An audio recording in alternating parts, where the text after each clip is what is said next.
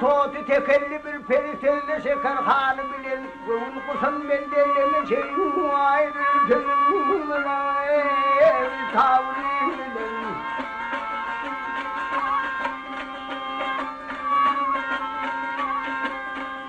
Halıma eyledim kabuğun kara saça sanmadım Öldürsem rabi bugün ay boynuna kay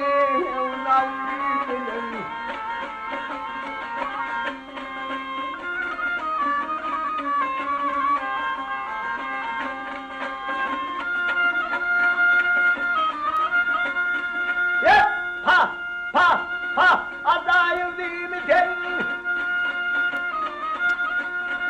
Yetenken beni ya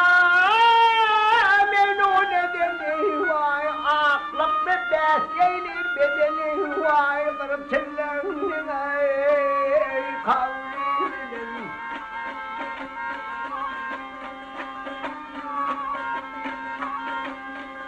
Gâhi oturdum ya nasip gâhi oturdum ya nasip gâhi yatırdım sırmasıp molla nefesi ya nasip vay oturursam